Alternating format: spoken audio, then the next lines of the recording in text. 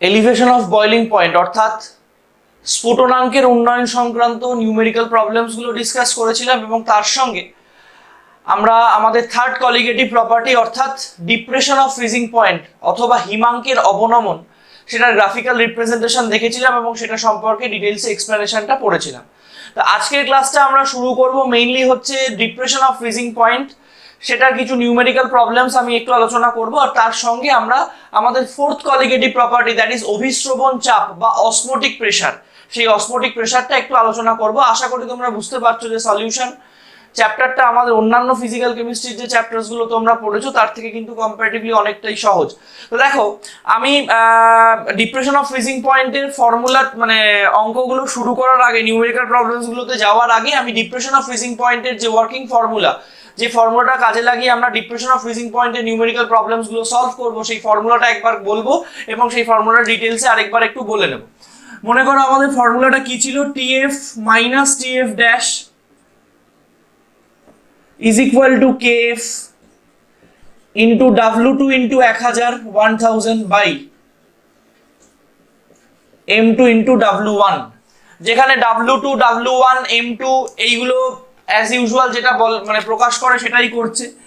এই যে মনে করো টিএফ, এই টিএফটা কিন্তু আমাদের বিশুদ্ধ দ্রাবকের হিমাঙ্ক, বিশুদ্ধ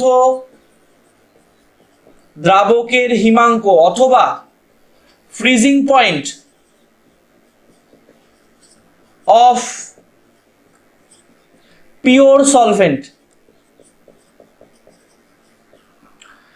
এই টিএফ ড্যাশটা কিন্তু আমাদের দ্রবণের হিমাঙ্ক অথবা ফ্রিজিং পয়েন্ট অফ সলিউশন। কেএফটা হচ্ছে আমাদের হিমাঙ্কের মোলাল অবনমন বা মোলাল ডিপ্রেশন কনস্ট্যান্ট, যেটা আমি আগের দিন ডিটেলসে বলেছি, আর W2টা হচ্ছে দ্রাবের গৃহীত ওজন অথবা ওয়েট টেকেন অফ সলিউট। W1টা হচ্ছে দ্রাবকের গৃহীত ওজন অথবা ওয়েট টেকেন অফ সলভেন্ট। M2টা হচ্ছে আমাদের দ্রাবের আণবিক ওজন। ক্লিয়ার? তাহলে এই পুরো বিষয়টা কিন্তু আমরা এখন দেখে নিলাম আরেকবার। এবার আমরা নিউমেরিক্যাল প্রবলেমসগুলোতে যাব ওয়ান বাই ওয়ান। নিউমেরিক্যাল প্রবলেমসগুলোতে যাওয়ার আগে আমি একই কথা যেটা আমরা গত লাস্ট যতগুলো নিউমেরিক্যাল প্রবলেমসের ক্লাস করেছি সেখানে বলেছি যে এই ধরনের অঙ্কগুলোর ক্ষেত্রে আমরা সবার প্রথম কিন্তু ডেটা চার্টটা করে নেব, যে W1টা কি, W2টা কত, KFটা কত করে আমরা বার করব। তো দেখো, প্রথম প্রশ্ন তোমাদের স্ক্রিনে, প্রথম প্রশ্ন ভালো করে পড়ো। দেখো বলা আছে জলের হিমাঙ্কের মোলাল অবনমন 1.86 degree Celsius KG mole inverse. যদি 3.33 গ্রাম ইউরিয়া 250 গ্রাম জলে দ্রবীভূত হয় তাহলে জলের হিমাঙ্ক হয় 0.413 জলের হিমাঙ্কের 0.413 ডিগ্রি সেলসিয়াস অবনমন ঘটায়। অর্থাৎ হিমাঙ্কের যে পরিবর্তনটা ঘটে, হিমাঙ্কের বা ফ্রিজিং পয়েন্টের যে চেঞ্জটা হয়, সেই পুরো চেঞ্জের ভ্যালুটা বলে দিয়েছে 0.413। তবে ইউরিয়ার আণবিক গুরুত্ব কত হবে? What will be the molar mass of urea? তাহলে দেখো আমাদের কোয়েশ্চেন অনুযায়ী প্রথমত হচ্ছে W1 সেটা বলে দিয়েছে 250 গ্রাম, 250 গ্রাম। W2 বলা আছে 3.33 গ্রাম। আচ্ছা, KFটা বলা আছে আমাদের 1.86 degree Celsius KG mole inverse. Del TF মানে হিমাঙ্কের অবনমন পুরো বলা আছে 0.413, আই থিঙ্ক 0.413 ডিগ্রি সেলসিয়াস। M2টা তোমাকে ক্যালকুলেট করতে হবে। Very easy formula, very easy অঙ্ক, খুবই সহজ। দেখো যেটা তোমাদের বলা আছে খুব পরিষ্কার ভাবে যে del TF is equal to কি হয়, KF into W2 into 1000 by M2 into W1, তাই তো? এবার জাস্ট আমরা ভ্যালুগুলো বসাবো। 0.413 is equal to 1.86 into 3.33 into 1000 divided by M2টা ক্যালকুলেট করতে হবে ইন্টু 250। তাহলে এখানে আমার M2 ইজ ইকুয়াল টু কত হয়ে যাচ্ছে, 1.86 into 3.33 into 1000 divided by 0.413 into 250, তাহলে আলটিমেটলি ক্যালকুলেট করে আমার কত দাঁড়ালো 1.86 ইন্টু 3.33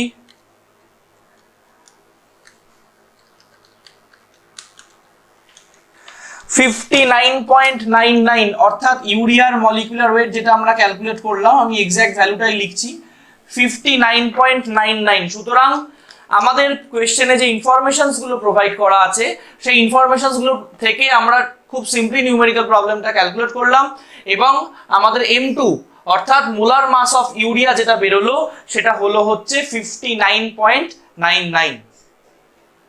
ক্লিয়ার? আশা করি বুঝতে পেরেছো। এবারে আমরা চলে যাব আমাদের পরের নিউমেরিক্যাল প্রবলেম, পরের সাম, যেটা তোমাদের স্ক্রিনে আসবে। তোমরা প্রশ্নটা দেখো, ততক্ষণ আমি এটা ক্লিন করি। বলা আছে 0.726 গ্রাম গ্লুকোজ, 0.726 গ্রাম গ্লুকোজকে 150 গ্রাম জলে দ্রবীভূত করা হলো, 150 গ্রাম জলে দ্রবীভূত করা হলো এবং দ্রবণের হিমাঙ্ক হলো, দ্রবণের ফ্রিজিং পয়েন্ট হয়ে গেল -0.05 ডিগ্রি সেলসিয়াস। যদি জলের মোলাল হিমাঙ্কের অবনমন 1.86 কেলভিন কেজি মোল ইনভার্স হয়, তাহলে গ্লুকোজের আণবিক গুরুত্ব কত? তাহলে গ্লুকোজের মোলার মাসটা তোমাকে ক্যালকুলেট করতে বলেছে এবং মাথায় রাখো এই জায়গায় তোমাকে কিন্তু দ্রবণের যে হিমাঙ্কটা দেওয়া আছে সেটা দেওয়া আছে কত? -0.05 ডিগ্রি সেলসিয়াস। এটা অবশ্যই কিন্তু তোমাকে মাইনাসেই দেওয়া থাকবে, তার কারণ জলের হিমাঙ্ক নরমালি কত? 0 ডিগ্রি সেলসিয়াস। ঠিক আছে, জলের হিমাঙ্ক 0 ডিগ্রি সেলসিয়াস এবং দ্রবণের হিমাঙ্ক হচ্ছে আমাদের -0.05 ডিগ্রি সেলসিয়াস। যেহেতু দ্রবণের হিমাঙ্কটা 0 থেকে কম হবে, তাই সেটা হচ্ছে আমাদের -0.05 ডিগ্রি সেলসিয়াস হয়েছে। ওকে, এবং তোমাকে যেটা ক্যালকুলেট করতে বলা আছে সেটা হচ্ছে গ্লুকোজের আণবিক গুরুত্ব বা মোলার মাস অফ গ্লুকোজ। তাহলে দেখো আমরা খুব সিম্পলি যেগুলো ডেটা আমাদের প্রোভাইড করেছে, আমাদের W1 টা কত বলা আছে? W1 টা বলা আছে 150 গ্রাম, W2 টা বলা আছে কত? W2 টা বলা আছে 0.726 গ্রাম। M2 টা তোমাকে ক্যালকুলেট করতে হবে। W1 টা হচ্ছে এখানে জলের পরিমাণ, W2 টা হচ্ছে এখানে গ্লুকোজের পরিমাণ, M2 টা হচ্ছে এখানে গ্লুকোজের মলিকুলার ওয়েট। আচ্ছা, TF ড্যাশটা তোমাকে বলে দেওয়া আছে, অর্থাৎ দ্রবণের স্ফুটনাঙ্ক যেটা -0.05 ডিগ্রি সেলসিয়াস। আর এখানে বিশুদ্ধ দ্রাবক মানে অ্যাকচুয়ালি কি? বিশুদ্ধ জল, তার স্ফুটনাঙ্ক হচ্ছে 0 ডিগ্রি সেলসিয়াস। ক্লিয়ার? আর কি বলা আছে তোমাকে? KF টা বলা আছে, KF টা কত বলা আছে? 1.86 কেলভিন কেজি মোল ইনভার্স বলা আছে। ওকে, তাহলে এবার আমরা কি করব? এবারে আমরা খুব সিম্পলি যেটা নিউমেরিক্যাল মানে ফর্মুলা যেটা আমাদের এই প্রবলেমটা সলভ করার জন্য, TF minus TF dash is equal to KF into W2 into 1000 divided by M2 into W1। আগের অঙ্কটায় যেহেতু আমাদের ডাইরেক্ট ডেল টিএফ এর ভ্যালুটা প্রোভাইড করা ছিল, তাই আমি ওই জায়গায় এটাকে আর এক্সপ্যান্ড করে লিখিনি, ওখানে ডেল টিএফ বসেই অঙ্কটা করে দিয়েছি। কিন্তু এক্ষেত্রে যেহেতু আমার আলাদা আলাদা করে ভ্যালুগুলো দেওয়া আছে, তাই কিন্তু আমি এক্সপ্যান্ড করে লিখছি। ঠিক আছে, এবারে দেখো তাহলে আমরা কিভাবে ভ্যালুগুলোকে সাবস্টিটিউট করব। 0 minus -0.05 is equal to KF এর ভ্যালুটা আছে 1.86 ইন্টু W2 হচ্ছে 0.726 into 1000 divided by M2 into 150। তাহলে আমাদের M2 টা কত হয়ে যাবে? M2 টা হয়ে যাবে 1.86 ইন্টু 0.726 ইন্টু 1000 ডিভাইডেড বাই 150 মানে 150 ইন্টু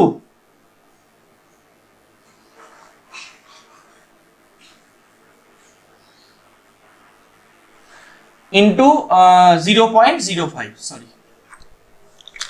এবারে তাহলে আমরা ক্যালকুলেট করব 1.86 ইন্টু 0.726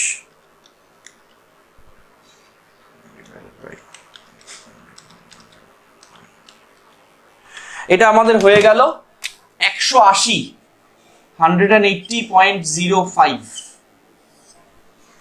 ক্লিয়ার? তাহলে আমাদের গ্লুকোজের মলিকুলার ওয়েট বা মোলার মাস অফ গ্লুকোজ আমরা কত ক্যালকুলেট করলাম? মলিকুলার ওয়েট বা মোলার মাস অফ গ্লুকোজ আমরা ক্যালকুলেট করলাম 180, অর্থাৎ 180.05। ক্লিয়ার?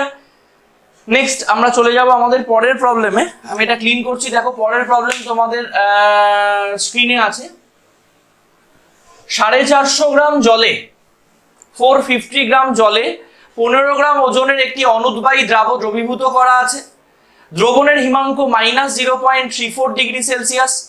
পদার্থটির আণবিক ভর নির্ণয় করো। অর্থাৎ যে সলিউটটা তোমার এখানে দেওয়া আছে সেই সলিউটটা একটা আননোন সলিউট, সেই সলিউটটার ক্ষেত্রে মলিকিউলার ওয়েট বা মোলার মাস তোমাকে ক্যালকুলেট করতে হবে।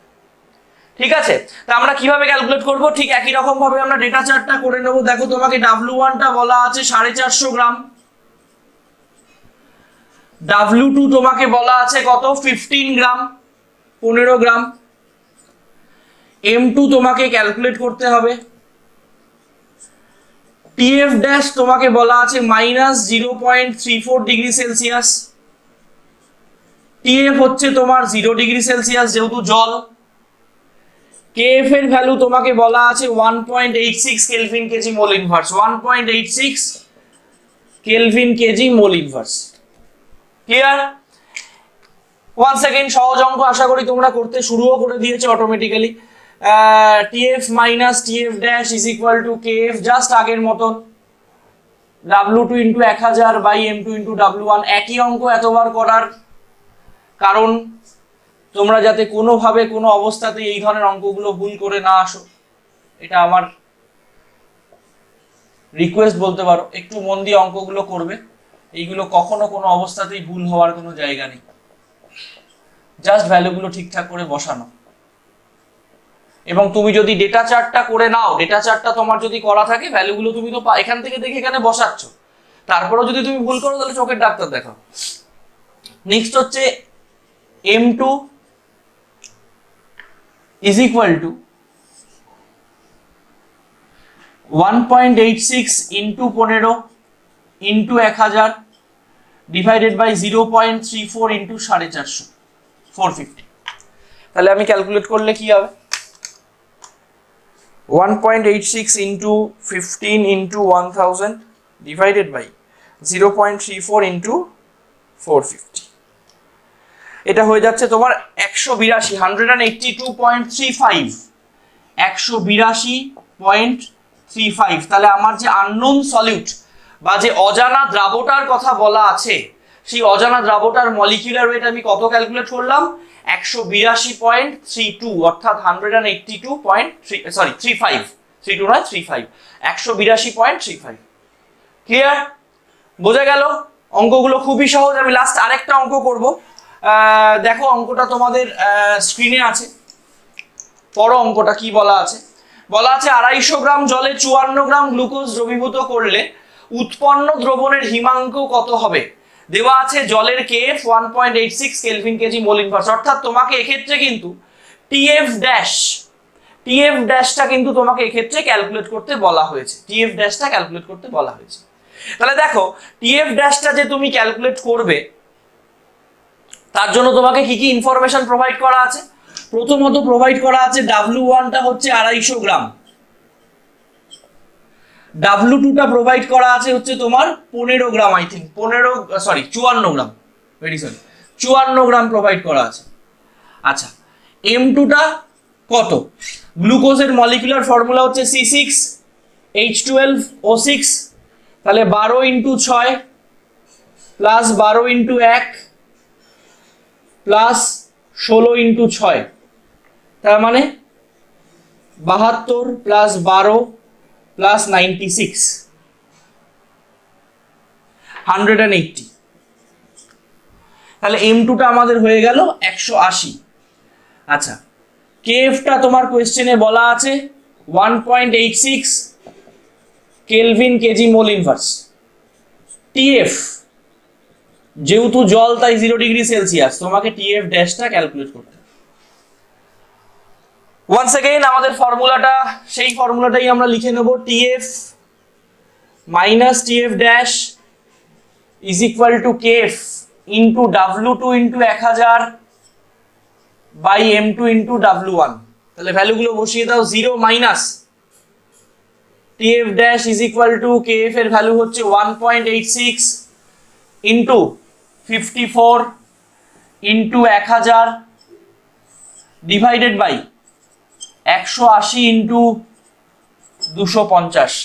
তাহলে আমার আলটিমেটলি এই জায়গাটা গিয়ে কত দাঁড়ালো, 1.86 ইন্টু 54 ইন্টু ডিভাইডেড বাই 2.232, তাহলে আমার minus TF dash is equal two দাঁড়ালো 2.232, তাহলে TF dash is equal two কত হয়ে যাবে, মাইনাস 2.232 ডিগ্রি সেলসিয়াস। তাহলে আমার দ্রবণের যে স্ফুটনাঙ্ক হবে সেটা 0 ডিগ্রির থেকে ডেফিনেটলি কম হবে, যেহেতু হিমাঙ্কের অবনমন ঘটে বা ডিপ্রেশন হয়, এবং সেইটা আমাদের গিয়ে কত দাঁড়াবে, 2.232 ডিগ্রি সেলসিয়াস।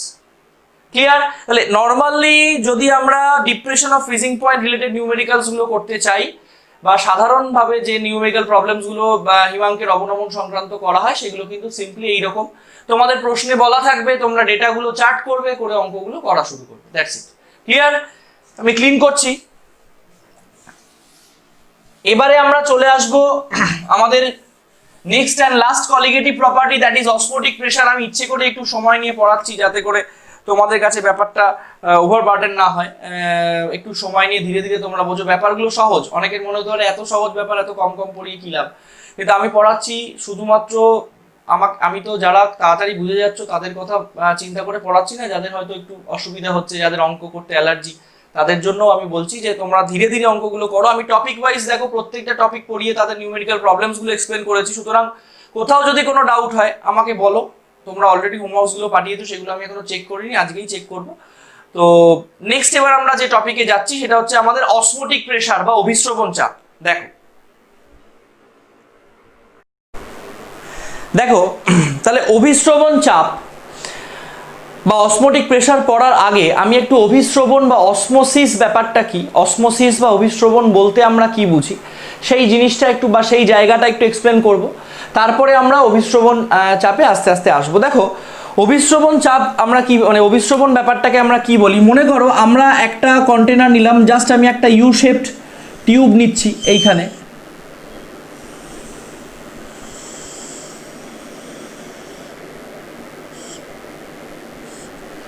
এবং এই ইউ শেপ টিউবের এই জায়গাটা একটা অর্ধভেদ্য পর্দা অথবা একটা আমাদের সেমি পারমিয়েবল মেমব্রেন দিয়ে এই জায়গাটাকে ব্লক করা আছে, মানে এই জায়গায় তোমার রয়েছে একটা সেমি পারমিয়েবল মেমব্রেন বা অর্ধভেদ্য পর্দা। ঠিক আছে, তাহলে এই জায়গাটায় আমাদের কি আছে আমি বললাম, একটা সেমি পারমিয়েবল মেমব্রেন অথবা একটা অর্ধভেদ্য পর্দা রয়েছে, এবং এই যে আমাদের বোথ সাইডে যে দুটো সলিউশন, এই দিকের একটা সলিউশন আছে, এই দিকের একটা সলিউশন আছে। এই দিকে আমি রেখেছি একটা হাই কনসেন্ট্রেশনের সলিউশন, আর এই দিকে আমি রেখেছি একটা লো কনসেন্ট্রেশনের সলিউশন। লো কনসেন্ট্রেশন মানে হচ্ছে নিম্ন গাঢ়ত্ব, আর হাই কনসেন্ট্রেশন মানে হচ্ছে উচ্চ গাঢ়ত্ব। অর্থাৎ দুটো ডিফারেন্ট কনসেন্ট্রেশনের সলিউশন, একটা যার মধ্যে একটা হাইলি কনসেন্ট্রেটেড আর একটা লো কনসেন্ট্রেটেড। তো দুটো ডিফারেন্ট কনসেন্ট্রেশনের সলিউশনকে আমি যখন একটা সেমি পারমিয়েবল মেমব্রেন বা একটা অর্ধভেদ্য পর্দা দ্বারা পৃথক করে রাখছি, তখন আমরা যেটা দেখতে পাই সেটা হচ্ছে যে এই দ্রবণটার ক্ষেত্রে নিম্ন গাঢ়ত্ব থেকে উচ্চ গাঢ়ত্বের দিকে, অর্থাৎ লো কনসেন্ট্রেশন থেকে হাই কনসেন্ট্রেশনের দিকে কন্টিনিউয়াসলি একটা ফ্লো কিন্তু চলতে থাকে, এবং যার ফলে আমরা দেখতে পাবো এই যে লো কনসেন্ট্রেশনের দিকে যে আমাদের লিকুইডের লেয়ার যেটা রয়েছে, সেই লেয়ারটা ধীরে ধীরে ধীরে ধীরে কিন্তু ছোট হয়ে যাবে, মানে ধীরে ধীরে কমতে থাকবে, আর এই দিকের লেয়ারটা কিন্তু একটা সময় আস্তে আস্তে আস্তে আস্তে বাড়তে থাকবে। এবং এই ঘটনাটাকেই আমরা বলি হচ্ছে অভিস্রবণ বা অসমোসিস। অলরেডি তোমরা হয়তো জানো, তাও আমি বললাম, আরও একবার বলছি, যে দুটো ডিফারেন্ট কনসেন্ট্রেশনের সলিউশনকে, অর্থাৎ একটা উচ্চ গাঢ়ত্ব এবং একটা নিম্ন গাঢ়ত্ব, দুটো ডিফারেন্ট কনসেন্ট্রেশনের সলিউশনকে যদি আমরা একটা সেমি পারমিয়েবল মেমব্রেন বা একটা অর্ধভেদ্য পর্দা দ্বারা পৃথক করে রাখি, তাহলে সেক্ষেত্রে আমরা যেটা দেখতে পাই যে নিম্ন গাঢ়ত্বের দ্রবণ থেকে উচ্চ গাঢ়ত্বের দ্রবণের দিকে কন্টিনিউয়াসলি একটা ফ্লো, একটা প্রবাহ চলতে থাকে, এবং এই ঘটনাটাকেই আমরা বলি হচ্ছে অভিস্রবণ বা অসমোসিস। কি বললাম বোঝা গেল? এই অসমোসিস বা অভিস্রবণের যদি তুমি রেগুলার লাইফে এক্সাম্পলের কথা বলো, তাহলে রেগুলার লাইফে এক্সাম্পল আমাদের খুব নোন এক্সাম্পল যেটা আমরা আমাদের চোখের কাছে চোখের সামনে সবসময় আমরা পাই, সেটা হচ্ছে কিশমিশ। যখন আমরা কোনো একটা রান্না বান্না বা পায়েসে কিশমিশ ব্যবহার করা হবে বা কোনো একটা পার্টিকুলার ক্ষেত্রে কিশমিশ ব্যবহার করা হবে, রান্নায় ব্যবহার করার আগে ওটাকে কি করা হয়, জলে ধুয়ে রাখা, মানে জলের মধ্যে ভিজিয়ে রাখা হয়। এবং জলে ভিজিয়ে রাখার ফলে তুমি দেখবে যে ওটা ফুলে যায়।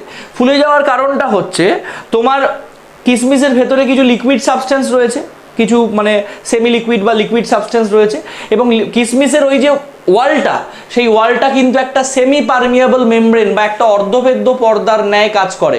এবং তার ফলে কি হয়, বাইরে থেকে লিকুইড মানে বাইরের জলটা হচ্ছে নর্মাল জল, আর ভেতরে তোমার যে লিকুইডটা রয়েছে সেটার কনসেন্ট্রেশন অবশ্যই নর্মাল জলের থেকে একটু হলেও বেশি হবে। সেই জন্য বাইরে থেকে ভেতরের দিকে কিন্তু ওয়াটার ফ্লো মানে জলের প্রবাহ কন্টিনিউয়াসলি চলতে থাকে, যার ফলে আমরা দেখতে পাই যে কিশমিশটা আস্তে আস্তে আস্তে আস্তে ফুলে গেছে। এবং এটা কিন্তু অসমোসিস বা অভিস্রবণের একটা এক্সাম্পল, আরও অনেক এক্সাম্পল আছে। তাহলে অসমোসিস মানে হচ্ছে অর্ধবেদ্য পর্দার মধ্যে দিয়ে নিম্ন গারত্ব থেকে উচ্চ গারত্বের দিকে যে প্রবাহ, সেটাকেই আমরা বলি হচ্ছে অসমোসিস বা অভিস্রবণ। ক্লিয়ার? বোঝা গেল? আশা করি বুঝতে পেরেছো। এবার আমরা চলে আসবো হচ্ছে অসমোটিক প্রেসার। তাহলে আমরা যখনই একটা অর্ধবেদ্য পর্দা দ্বারা লো আর হাইকে সেপারেট করে রেখেছি, তাহলে লো থেকে হাইয়ের দিকে কন্টিনিউয়াসলি ওয়াটার ফ্লো মানে লিকুইড ফ্লো চলতে থাকছে, তাই তো? এবার মনে করো তুমি এই দিকে চাপ প্রয়োগ করা শুরু করলে, মানে এই দিকে একটা পিস্টন লাগিয়ে এই দিক থেকে তুমি প্রেসার এক্সার্ট করা শুরু করলে, মানে ওই দিক থেকে তুমি চাপ দেওয়া শুরু করলে, তাহলে কি হবে, ধীরে ধীরে এই প্রবাহটা কমবে, কারণ কি তুমি তো এই দিক থেকে প্রেসার দিচ্ছ। এবার যখনই তুমি এই দিক থেকে প্রেসার দিচ্ছ, লিকুইড আর এদিকে বেরিয়ে আসতে পারবে না, কারণ লিকুইড বেরোলেই তো ভলিউম বাড়বে, তুমি এদিক থেকে চাপিয়ে রেখেছো, তাহলে তোমার ভলিউম তো বাড়ার সুযোগ পাচ্ছে না, সুতরাং লিকুইডটার আসার প্রবণতা কমে যাবে আস্তে আস্তে। এইরকম করতে করতে করতে করতে একটা সময় এমন ঘটনা ঘটবে যে একটা নির্দিষ্ট চাপে এই প্রবাহটা সম্পূর্ণ বন্ধ হয়ে যাবে। অর্থাৎ তুমি নিম্ন গারত্ব এবং উচ্চ গারত্ব সেপারেট করে রেখেছো, এবং একটা ডেফিনাইট চাপে নিম্ন গারত্ব থেকে উচ্চ গারত্বের দিকে আসার যে প্রবাহ, যে ফ্লো, সেই ফ্লোটা বন্ধ হয়ে যাবে। সেই চাপটাকে আমরা বলি হচ্ছে অভিস্রবণ চাপ বা অসমোটিক প্রেসার। অর্থাৎ আমরা যদি একটু ভালো ভাষায় ব্যাপারটাকে বলতে চাই, তাহলে আমরা কি বলবো, যে অর্ধবেদ্য পর্দা দ্বারা পৃথক করে রাখা নিম্ন এবং উচ্চ গারত্বের দুটো দ্রবণের মধ্যে উচ্চ গারত্বের দ্রবণের ওপর সর্বনিম্ন যে চাপ প্রয়োগ করলে, মিনিমাম যে প্রেসার অ্যাপ্লাই করলে অসমোসিস বা অভিস্রবণ প্রক্রিয়াটা সম্পূর্ণ বন্ধ হয়ে যায়, সেই প্রসেসটাকে আমরা বলি হচ্ছে সেই চাপটাকে আমরা বলি হচ্ছে অসমোটিক প্রেসার বা অভিস্রবণ চাপ। আবার বলছি, অর্ধবেদ্য পর্দা দ্বারা পৃথক করে রাখা দুটো ডিফারেন্ট কনসেন্ট্রেশনের সলিউশন, অর্থাৎ লো কনসেন্ট্রেশন এবং হাই কনসেন্ট্রেশন সলিউশনের মধ্যে হাই কনসেন্ট্রেশন সলিউশনের দিকে মিনিমাম যে প্রেসার অ্যাপ্লাই করলে, মিনিমাম যে প্রেসারটা দিলে অসমোসিস প্রসেসটা বা অভিস্রবণ প্রক্রিয়াটা বন্ধ হয়ে যায় বা বন্ধ হয়ে যাবে, সেই প্রসেসটাকে বা সেই ঘটনাটাকে আমরা বলি হচ্ছে, বা সেই চাপটাকে, যে চাপটা প্রয়োগ করলে এই ঘটনাটা ঘটছে, সেই চাপটাকে আমরা বলি হচ্ছে অভিস্রবণ চাপ। অর্থাৎ এই যে আমি যে চাপটা এদিক থেকে প্রয়োগ করছি, মিনিমাম যে চাপটা প্রয়োগ করলে এই প্রবাহটা বন্ধ হয়ে যাবে, অসমোসিস বা অভিস্রবণ প্রক্রিয়াটা বন্ধ হয়ে যাবে, সেই চাপটাই হচ্ছে কিন্তু আমাদের অভিস্রবণ চাপ বা অসমোটিক প্রেসার। Osmotic pressure. এবং এই অসমোটিক প্রেসার বিষয়টাকে আমরা জেনারেলি পাই দিয়ে রিপ্রেজেন্ট করি। পাই হচ্ছে আমাদের অসমোটিক প্রেসার, এবং এই রিলেটেড আমরা এবার কিছু লজ পড়ব। ক্লিয়ার? এবং এই অসমোটিক প্রেসার বা অভিস্রবণ চাপ, এটা কিন্তু একটা কলিগেটিভ প্রপার্টি। যেহেতু এটা একটা কলিগেটিভ প্রপার্টি, তাই জন্য কিন্তু এটা অবশ্যই তোমরা বুঝতেই পারছো, এটা একটা কলিগেটিভ প্রপার্টি হওয়ার জন্য এটা কিন্তু আমাদের তোমার দ্রবণে দ্রবীভূত দ্রাবের কণা সংখ্যার উপর নির্ভর করবে, প্রকৃতির উপর কিন্তু নির্ভর করবে না। ক্লিয়ার? এবার আমরা চলে আসবো অভিস্রবণ চাপ বা অসমোটিক প্রেসার সংক্রান্ত আমাদের যে সূত্র রয়েছে, ভ্যান্টফের সূত্র, সেই সূত্রতে আমি চলে আসব। দেখো, ভ্যান্টফস ল। অভিস্রবণ চাপ সংক্রান্ত ভ্যান্টফের সূত্রে সবার প্রথম যেটা বলা হয়েছে, কোনো একটা পার্টিকুলার দ্রাবকের মধ্যে যখন আমরা কঠিন তড়িৎ অবিশ্লেষ্য অনুদ্বায়ী এবং অসংযোজী দ্রাব যোগ করব, তখন উৎপন্ন দ্রবণের যে অভিস্রবণ চাপ হবে, সেই অভিস্রবণ চাপ নির্দিষ্ট উষ্ণতায় দ্রবণের মোলার গারত্বের সঙ্গে সমানুপাতিক। এই জায়গায় এই যে সিটা, এই সিটা হচ্ছে actually molarity of the solution. Mind it, molarity. আমরা কিন্তু এখন লাস্ট যে দুটো পড়লাম, হিমাঙ্কের অবনমন বা স্ফুটনাঙ্কের উন্নয়ন, সেখানে কিন্তু আমরা মোলালিটি পড়েছি। বাট অভিস্রবণ চাপের ক্ষেত্রে যেটা বলা হয়েছে যে নির্দিষ্ট উষ্ণতায় কোনো একটা দ্রাবকের মধ্যে যখন আমরা কঠিন মানে solid, non volatile, non electrolyte, non associative solute add করব, অর্থাৎ কঠিন তড়িৎ অবিশ্লেষ্য অনুদ্বায়ী এবং অসংযোজী দ্রাব অ্যাড করব, তখন উৎপন্ন দ্রাবের যেটা আমার অভিস্রবণ চাপ হবে, সেই অভিস্রবণ চাপটা দ্রবণের গারত্বের সঙ্গে সমানুপাতিক। অর্থাৎ গারত্ব যত বেশি হবে অভিস্রবণ চাপ তত বেশি, গারত্ব যত কম হবে অভিস্রবণ চাপ তত কম। ক্লিয়ার? বোঝা গেল? তাহলে সুতরাং এটা হয়ে গেল আমাদের 1 নম্বর। এরপর আমাদের সেকেন্ড ল অনুযায়ী কোনো একটা দ্রবণের অসমোটিক প্রেসার বা কোনো একটা দ্রবণটা কেমন প্রকৃতির হবে, বারবার যে কথাটা আমি একবারই বলছি, যারা বিশুদ্ধ দ্রাবকের মধ্যে যখন আমরা solid, non volatile, non electrolyte, non associative solute add করব, তখন যে দ্রবণটা উৎপন্ন হবে সেই দ্রবণটার অসমোটিক প্রেসার বা অভিস্রবণ চাপ, সেটা কিন্তু আমাদের দ্রবণের উষ্ণতার সঙ্গে ডাইরেক্টলি প্রপোর্শনাল হবে, অর্থাৎ সমানুপাতিক হবে। এবং মাথায় রাখতে হবে এক্ষেত্রে আমাদের উষ্ণতাটা কিন্তু বা টেম্পারেচারটা কিন্তু কেলভিন স্কেলে থাকবে।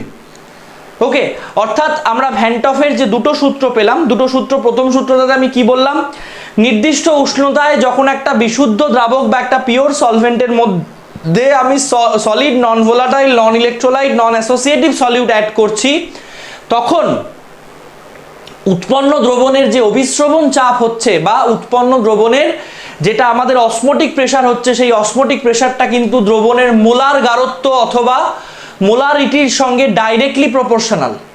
এবং যেহেতু আমাদের এটা ডাইরেক্টলি প্রপোর্শনাল বা সমানুপাতিক, তাই বুঝতেই পারছো যে দ্রবণের মোলার গারত্ব বা মোলারিটি যত বেশি হবে অভিস্রবণ চাপ তত বেশি হবে, দ্রবণের মোলারিটি বা মোলার গারত্ব যত কম হবে অভিস্রবণ চাপ তত কম হবে।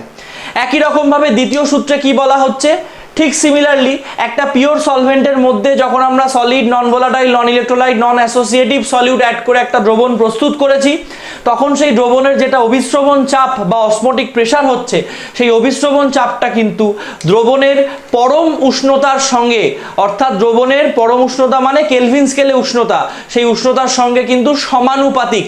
অর্থাৎ উষ্ণতা যত বাড়বে অভিস্রবণ চাপ তত বাড়বে, উষ্ণতা যত কমবে অভিস্রবণ চাপ তত কমবে। এবার বিষয়টাকে আমি একটু ছোট্ট করে বোঝানোর চেষ্টা করি, দেখো তোমাদের কাছে আরো ক্লিয়ার হবে। মনে করো আমি একটা ছোট ডায়াগ্রাম করে আবার বোঝাচ্ছি। এই জায়গাটা আমার সেমি পারমিয়েবল মেমব্রেন আছে, এই দিকটায় আছে আমার লো কনসেন্ট্রেশন, এই দিকটায় আছে আমার হাই কনসেন্ট্রেশন। এবার মনে করো আমরা জানি যে উষ্ণতা বৃদ্ধির সঙ্গে সঙ্গে, অর্থাৎ তুমি টেম্পারেচার যত বাড়াবে, টেম্পারেচার বাড়ানোর সঙ্গে সঙ্গে কি হয়, টেম্পারেচার বাড়ানোর সঙ্গে সঙ্গে মলিকিউলগুলোর মলিকিউলার মুভমেন্ট বৃদ্ধি পায়, অর্থাৎ মলিকিউলগুলো যে মুভ করছে সেই মুভমেন্ট বৃদ্ধি পায়। তাহলে উষ্ণতা বৃদ্ধির সঙ্গে সঙ্গে তোমার এই লো থেকে হাইয়ের দিকে আসার যে মলিকিউলগুলোর যে স্পিড, সেই স্পিডটাও বৃদ্ধি পাবে।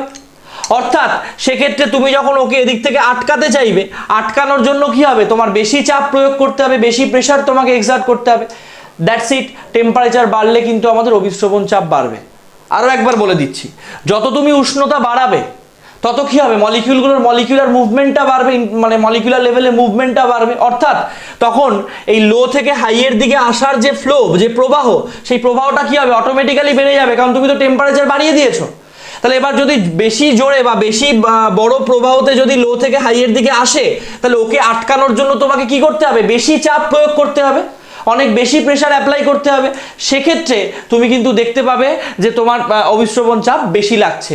অর্থাৎ টেম্পারেচার যত বাড়ছে আমার অভিস্রবণ চাপ বা অসমোটিক প্রেসারের ভ্যালু কিন্তু তত বাড়ছে। ক্লিয়ার? বোঝা গেল? আশা করি বুঝতে পেরেছো।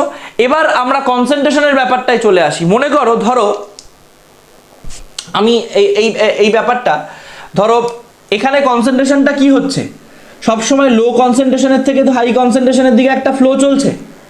এবার মনে করো লো কনসেন্ট্রেশনের ভ্যালু হচ্ছে 5 আর হাই কনসেন্ট্রেশনের ভ্যালু হচ্ছে 12, তাহলে এই যে মনে করো 5 থেকে যে 12 এ যাবে ওর মানে 5 থেকে 12 এর ডিফারেন্সটা কত আমার 7।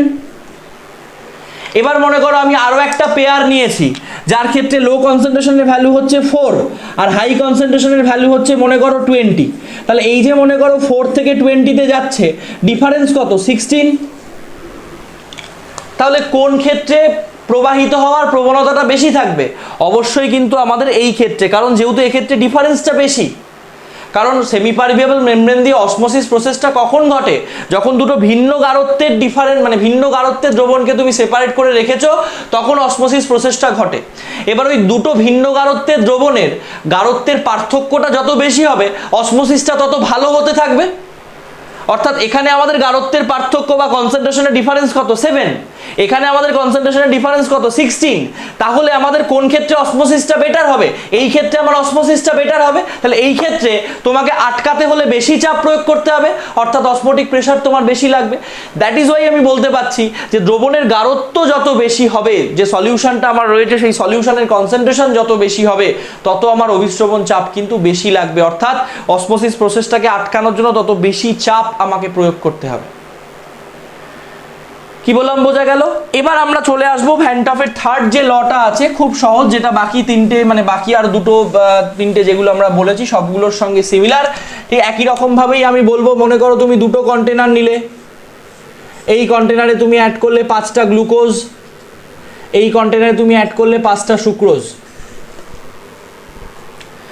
দুটো দ্রবণের ক্ষেত্রেই কিন্তু তোমার অভিস্রবণ চাপ সমান হবে, কারণ অভিস্রবণ চাপ একটা কলিগেটিভ প্রপার্টি। এটা দ্রবণের দ্রবীভূত দ্রাবের কণা সংখ্যার উপর নির্ভর করে, কোনো অবস্থাতেই কিন্তু দ্রবণের দ্রবীভূত দ্রাবের প্রকৃতির উপর নির্ভর করে না। এটা দ্রবণের দ্রবীভূত দ্রাবের কণা সংখ্যার উপর নির্ভর করে। যেহেতু এটা আমাদের দ্রবণের দ্রবীভূত দ্রাবের কণা সংখ্যার উপর নির্ভর করে, তাই জন্য আমাদের এই দুটো সলিউশনের ক্ষেত্রেই কিন্তু অভিস্রবণ চাপ বা অসমোটিক প্রেসারের ভ্যালু সমান হবে। কারণ এটাতে তুমি 5টা গ্লুকোজ অ্যাড করেছো, এটাতেও তুমি 5টা সুক্রোজই অ্যাড করেছো। কি বললাম বোঝা গেল? ক্লিয়ার? আশা করি কোনো সমস্যা নেই। এবার আমরা চলে আসব, তাহলে আমরা তিনটে ল পরপর পেলাম ভ্যান টফের, তাই তো? এবার আমরা ম্যাথামেটিক্যাল ফর্মটায় চলে আসব। দেখো, তাহলে আমরা পাই প্রপোর্শনাল টু পেয়েছি সি আর পাই প্রপোর্শনাল টু পেয়েছি টি। তাহলে দুটো মিলিয়ে আমি বলতে পারি pi proportional to C into T, দুটোর কম্বিনেশন। তাহলে এবার প্রপোর্শনালিটি থেকে ইকুয়ালিটিতে আনার জন্য আমাকে একটা কনস্ট্যান্ট টার্ম আনতে হবে, এবং সেই কনস্ট্যান্ট টার্মটা যেটা আমরা নিয়ে আসি দেখা যায় সেই কনস্ট্যান্ট টার্মটা হচ্ছে আর। অর্থাৎ এই কনস্ট্যান্ট টার্মটা কিন্তু আমাদের মোলার গ্যাস কনস্ট্যান্ট বা সার্বজনীন গ্যাস ধ্রুবক বলে যেটাকে তোমরা চেনো, সেই মোলার গ্যাস কনস্ট্যান্টের সঙ্গে সমান হয়। এবং এটার ভ্যালু আমরা যেটা এক্ষেত্রে ইউজ করব সেটা হচ্ছে 0.0821 litre atm kelvin inverse mole inverse. ঠিক আছে, এবার তাহলে দেখো আমরা ফর্মুলাটা কি পেলাম? Pi is equal to C into R into T, যেখানে সি ইজ ইকুয়াল টু আমি কি বলেছি? মোলারিটি। আর মোলারিটির ফর্মুলা তোমাদেরকে বলা হয়েছিল W by M into V, তাই তো? যেখানে ডাব্লিউটা ছিল আমাদের দ্রাবের গৃহীত ওজন, এমটা ছিল আমাদের দ্রাবের আণবিক ওজন, আর ভিটা ছিল আমাদের কি? দ্রবণের আয়তন। দ্রবণের আয়তনটা লিটার এককে, তাই তো? তাহলে এবার আমি কি করব? মোলারিটির যে ফর্মুলাটা আগে আমরা পেয়েছি সেটাকে এই ফর্মুলায় বসিয়ে দেবো। তাহলে আমরা কি পেয়ে গেলাম? Pi is equal to W R T by M into V. অর্থাৎ এটা হয়ে গেল আমাদের অভিস্রবণ চাপের ফর্মুলা। এটা হয়ে গেল আমার অভিস্রবণ চাপের ফর্মুলা। ক্লিয়ার? বোঝা গেল? তাহলে অভিস্রবণ চাপ বলতে আমরা কি বুঝলাম, যে আরো একবার একটু খুব সংক্ষেপে বলে দিচ্ছি, যে দুটো ভিন্ন গাঢ়ত্বের দ্রবণ যখন তুমি একটা অর্ধভেদ্য পর্দা দ্বারা পৃথক করে রেখেছো, তখন নিম্ন গাঢ়ত্ব থেকে উচ্চ গাঢ়ত্বের দিকে একটা প্রবাহ হবে। এবার উচ্চ গাঢ়ত্বের দ্রবণের দিকে মিনিমাম যে প্রেসারটা অ্যাপ্লাই করলে ওই প্রবাহটাকে তুমি বন্ধ করতে পারবে, সেই প্রেসারটাকে আমরা বলবো হচ্ছে অসমোটিক প্রেসার বা অভিস্রবণ চাপ। কি বললাম বোঝা গেল? ক্লিয়ার? এবারে দেখো, তা আমি এই জায়গাটা ক্লিন করছি।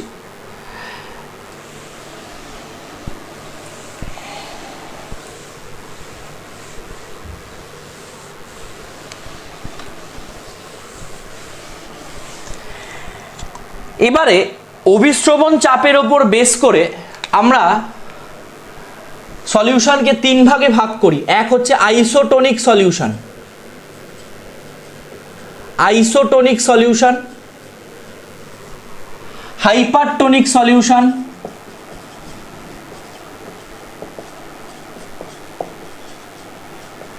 Hypotonic solution.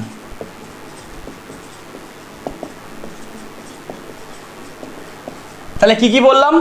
আইসোটোনিক দ্রবণ, হাইপারটোনিক দ্রবণ, হাইপোটোনিক দ্রবণ। এবার কিভাবে আমরা বলতে পারবো? মনে করো তুমি দুটো দ্রবণকে কনসিডার করলে, একটা নির্দিষ্ট টেম্পারেচারটা ফিক্স রেখে তুমি দুটো দ্রবণকে কনসিডার করলে।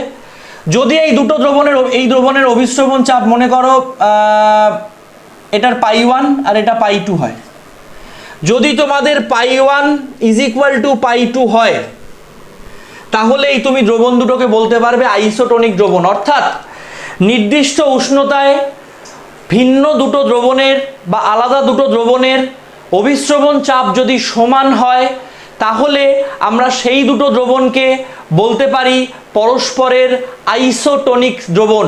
আই রিপিট, নির্দিষ্ট উষ্ণতায় দুটো আলাদা দ্রবণের, দুটো ভিন্ন দ্রবণের অভিস্রবণ চাপ যদি সমান হয়, তাহলে আমরা ওই দুটো দ্রবণকে বলতে পারি আইসোটোনিক দ্রবণ, বা ওটাকে বলা হয় মানে সম অভিসারক। যাই হোক, আইসোটোনিকটাই আমরা মনে রাখবো, আইসোটোনিক দ্রবণ। ক্লিয়ার? এবার মনে করো যদি আমাদের পাই 1 নট ইকুয়াল টু পাই 2 হয়, ধরো মনে করো আমাদের পাই 1 গ্রেটার দ্যান পাই 2 হলো, অর্থাৎ এই দ্রবণের অভিস্রবণ চাপটা বেশি, তাহলে এই দ্রবণের সাপেক্ষে এই দ্রবণটাকে আমরা বলবো হচ্ছে হাইপারটোনিক দ্রবণ। হাইপারটোনিক দ্রবণ, হাইপারটোনিক দ্রবণ বলতে আমরা কি বুঝি? নির্দিষ্ট উষ্ণতায় দুটো দ্রবণের অভিস্রবণ চাপ যদি আলাদা হয়, ভিন্ন হয়, তাহলে যে দ্রবণের অভিস্রবণ চাপ বেশি সেই দ্রবণটাকে অন্য দ্রবণের সাপেক্ষে আমরা বলবো হচ্ছে হাইপারটোনিক দ্রবণ। আই রিপিট ওয়ান্স এগেন, নির্দিষ্ট উষ্ণতায় ভিন্ন দুটো দ্রবণের অভিস্রবণ চাপ যদি আলাদা হয়, আবার বলছি, নির্দিষ্ট উষ্ণতায় আলাদা দুটো সলিউশনের অসমোটিক প্রেসার যদি ডিফারেন্ট হয়, তাহলে যে সলিউশনটার অসমোটিক প্রেসার বেশি সেই সলিউশনটাকে আমি অন্য সলিউশনের রেসপেক্টে বলবো হাইপারটোনিক সলিউশন বা হাইপারটোনিক দ্রবণ। এবং যে সলিউশনটার অসমোটিক প্রেসার বা অভিস্রবণ চাপ কম, সেই দ্রবণটাকে আমরা বলবো হচ্ছে হাইপোটোনিক দ্রবণ। যেমন মনে করো আমাদের এক্ষেত্রে যদি পাই 1টা বেশি হয়, তাহলে পাই 2টা ডেফিনেটলি ছোট, তাহলে এই পাই 2 অভিস্রবণ চাপওয়ালা যে সলিউশনটা আছে সেটাকে আমরা বলতে পারবো হাইপোটোনিক সলিউশন, বা মানে যেটার অভিস্রবণ চাপ কম সেটাকে আমরা বলতে পারছি হাইপোটোনিক সলিউশন, অথবা যার অভিস্রবণ চাপটা কম। ক্লিয়ার? বোঝা গেল? আশা করি ক্লিয়ার হয়েছে। এবারে তাহলে আমরা তিনটে সলিউশন পেলাম, আরেকবার একটু বলে দিই। আইসোটোনিক, হাইপারটোনিক, হাইপোটোনিক, দুটো ডিফারেন্ট সলিউশন, তাদের অভিস্রবণ চাপ যদি সমান হয় তাহলে তারা পরস্পরের আইসোটোনিক সলিউশন। দুটো ডিফারেন্ট সলিউশন, ওদের অভিস্রবণ চাপ যদি আলাদা হয়, তাহলে যার অভিস্রবণ চাপ বেশি সে অন্যের সাপেক্ষে হচ্ছে হাইপারটোনিক, যার অভিস্রবণ চাপ কম সে অন্যের সাপেক্ষে হচ্ছে হাইপোটোনিক। ক্লিয়ার? বোঝা গেল? আশা করি বুঝতে পেরেছো। এবার আমরা চলে আসবো আমাদের পরের টপিকে। আমি এই জায়গাটা ক্লিন করছি।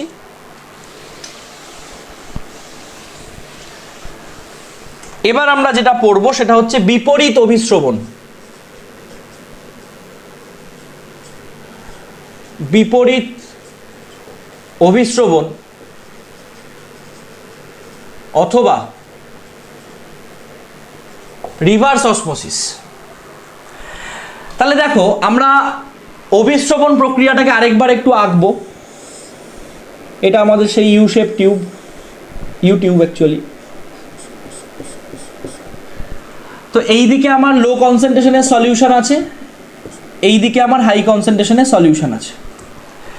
প্রবাহ এই দিক থেকে এই দিকে নর্মালি হবে, তাই তো? এবার আমি কি করলাম, এই দিকে অভিশ্রবণ চাপ প্রয়োগ করলাম। যখনই আমি এদিকে অভিশ্রবণ চাপ প্রয়োগ করব প্রবাহ বন্ধ হয়ে যাবে। ক্লিয়ার? এটাই অভিশ্রবণ চাপের কনসেপশন। এবারে যদি তুমি প্রেসারটাকে আরো বাড়িয়ে দাও, অর্থাৎ অভিশ্রবণ চাপের থেকে প্রবাহ প্রেসারটাকে যদি তুমি আরো বাড়িয়ে দাও, মানে আরো খানিকটা যদি বাড়িয়ে দাও, তাহলে সেক্ষেত্রে কি হবে, প্রবাহটা তখন দেখা যাবে উল্টো দিকে যেতে শুরু করেছে। অর্থাৎ যেদিকে অভিশ্রবণ প্রক্রিয়া হলে আসা উচিত তার ঠিক উল্টো দিকে যেতে শুরু করেছে, এবং এই ঘটনাটাকেই আমরা বলি হচ্ছে রিভার্স অসমোসিস বা বিপরীত অভিশ্রবণ। ক্লিয়ার? বিপরীত অভিশ্রবণ বলতে আমরা কি বুঝি, অর্ধবেদ্য পর্দা দ্বারা পৃথক করে রাখা দুটো দ্রবণের উচ্চ গারত্বের দিকে যদি বা হাই কনসেন্ট্রেশনের দিকে যদি আমরা অসমোটিক প্রেসারের থেকে বেশি প্রেসার অ্যাপ্লাই করি, তাহলে উচ্চ গারত্ব থেকে নিম্ন গারত্বের দিকে যে প্রবাহ শুরু হয় সেটাকে, সেই ঘটনাটাকেই আমরা বলি হচ্ছে বিপরীত অভিশ্রবণ। এবং এই যে রিভার্স অসমোসিস, এটাকে তোমরা প্রত্যেকেই চেনো। আরও টেকনোলজি আজকের ডেটে যে সমস্ত ওয়াটার পিউরিফায়ারগুলো বা স্ট্যান্ডার্ড ওয়াটার পিউরিফায়ারগুলো আমরা ইউজ করি, সেই সমস্ত স্ট্যান্ডার্ড ওয়াটার পিউরিফায়ারগুলোতে আমাদের কিন্তু এই আরও টেকনোলজিটা থাকে। আরও টেকনোলজির থাকার জন্য আমরা যেটা দেখতে পাই সেটা হচ্ছে যে ওয়াটার পিউরিফিকেশনে হেল্প হয়। অর্থাৎ সেক্ষেত্রে তোমার ইম্পিউরিটি উইথ ইম্পিউরিটি যে ওয়াটার সেটাকে হাই কনসেন্ট্রেটেড ওয়াটার হিসেবে ধরা হয়, আর ইম্পিউরিটিটাকে ছেঁকে নিয়ে পিওর ওয়াটার যেটাকে দেওয়া হয় সেটা তোমার লো কনসেন্ট্রেশন, মানে লো কনসেন্ট্রেটেড ওয়াটার হিসেবে ধরা হয়। যাই হোক, তো বিপরীত অভিশ্রবণ প্রক্রিয়াটা আমরা কি বললাম, বিপরীত অভিশ্রবণ প্রক্রিয়াটা হচ্ছে উচ্চ গারত্ব এবং নিম্ন গারত্বের দুটো দ্রবণের মধ্যে, মানে অর্ধবেদ্য পর্দা দ্বারা পৃথক করে রাখা দুটো দ্রবণের মধ্যে উচ্চ গারত্বের দিকে যদি আমরা অভিশ্রবণ চাপের থেকে বেশি চাপ প্রয়োগ করি, তাহলে দেখা যায় যে প্রবাহটা বিপরীত দিকে চলতে শুরু করে, অর্থাৎ হাই থেকে লোয়ের দিকে প্রবাহ চলতে শুরু করে। এই ঘটনাটাকে আমরা বলি হচ্ছে আমাদের রিভার্স অসমোসিস বা বিপরীত অভিশ্রবণ। ক্লিয়ার? বোঝা গেল? তাহলে আমরা অভিশ্রবণ চাপ, বিপরীত অভিশ্রবণ, এই পুরো বিষয়গুলো আজকের ক্লাসে বুঝলাম। নেক্সট ক্লাসে আমরা অভিশ্রবণ চাপ সংক্রান্ত নিউমেরিক্যাল প্রবলেমসে আসব এবং অ্যাবনর্মাল কলিগেটিভ প্রপার্টি সম্পর্কে বলবো, তাদের নিউমেরিক্যাল প্রবলেমসগুলো করে আমরা দ্রবণ চ্যাপ্টারটা শেষ করব। ক্লিয়ার? আজকের ক্লাস আমাদের এই অবধি। নেক্সট ক্লাস আমি তোমাদের বলে দেবো কবে হবে, মোস্ট প্রবাবলি মঙ্গলবারই হবে, টিউসডে। তো আজকের ক্লাস আমাদের এই অবধি। ততক্ষণ অবধি তোমরা এই হিমাঙ্কের অবনমন সংক্রান্ত নিউমেরিক্যালসগুলো প্র্যাকটিস করতে থাকো, অসমোটিক প্রেসারটা বাড়িতে একটু পড়তে থাকো। আমরা আবার নেক্সট ক্লাসে বাকি পার্টটা কমপ্লিট করব। ওকে, থ্যাংক ইউ।